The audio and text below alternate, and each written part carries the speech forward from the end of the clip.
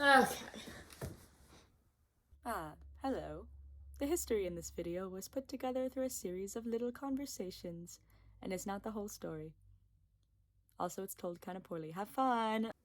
Heath Miller, Steelers 83.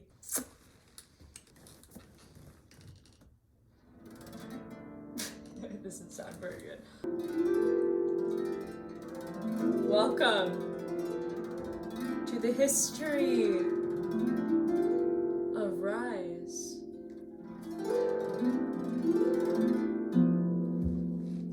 My name is Manuela. We've got our outfit on for you tonight. How many times have we fucking do this? So Bowdoin's founded in 1794. All men, all the homies. But the homies are only men, so are they homies? But then in 1871, in his inaugural address, Joshua Chamberlain was kind of like, okay, but like women are like men's better soul. But that doesn't mean that he's gonna put them here. They're just like, in his mind, his object for better things. I don't know if that even makes sense.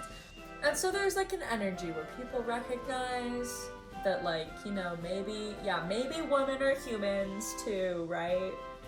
So then in about 1970, women were finally applying and getting admitted to Bowdoin. The first woman to graduate from Bowdoin, in fact, was Susan Jacobson.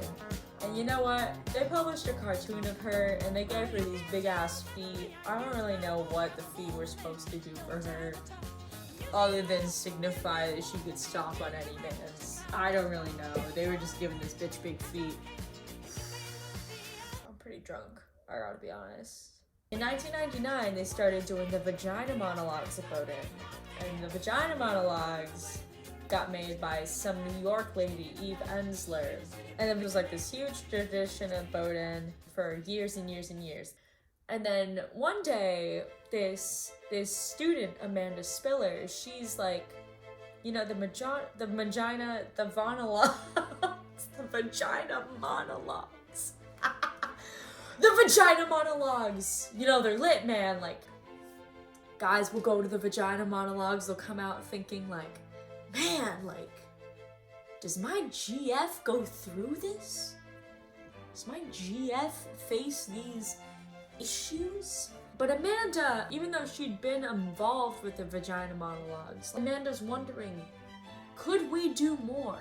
And so she started telling people about her idea, and they were like, bro, Amanda, you're crazy, Amanda.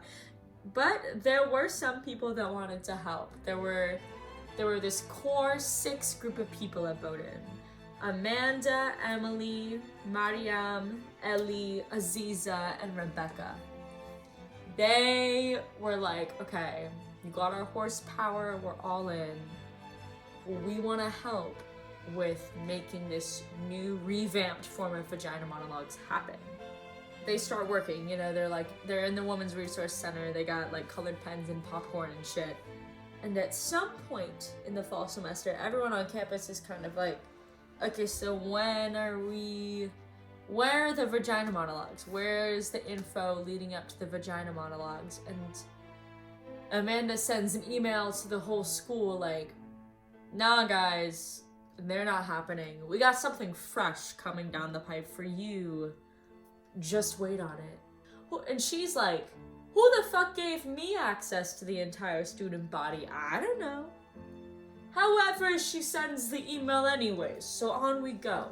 Time continues to pass. Now it's the spring semester.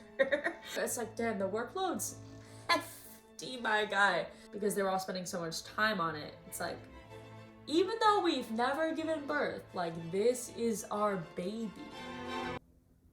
I'm freaking it. I'm freaking it, you guys. Okay.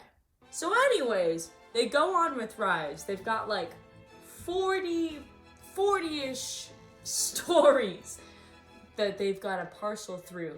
And some of those are from interviews that they had with women at Bowdoin. Some of those are stories that Bowdoin women have written themselves, but they've got to parcel through them and figure out, how are we going to include these? Which ones are we not going to include? What are we going to do? Like, and all of this leads to like 3, 4, 5, 7, 8 hour-long meetings between these 6 people in Rise. And you know, like Emily says, like, we worked so well together as a group because we fought so well together as a group, you know?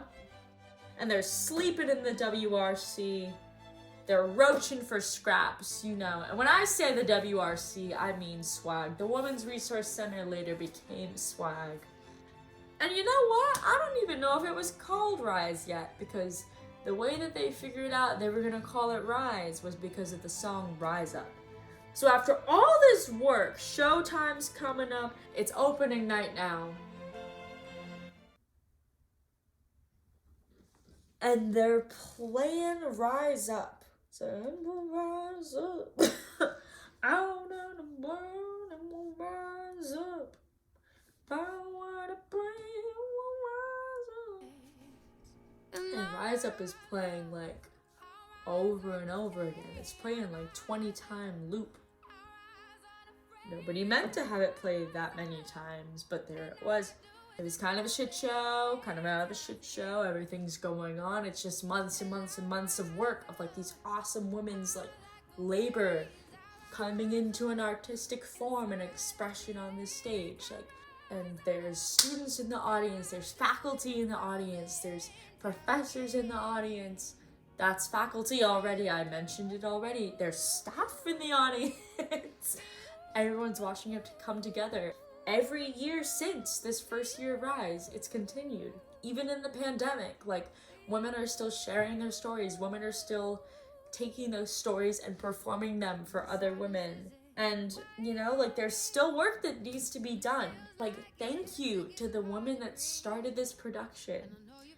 And, like, thank you to the women that have, like, labored for Rise in the past, in the present, and that will in the future. Thank you to the women who, like, work to change Bowdoin's campus so that it's inclusive. People are like doing so much work for all the women whose stories have not been amplified before. Yeah, like let's go women. Let's go women.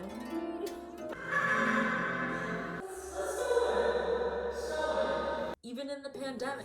Bound days in the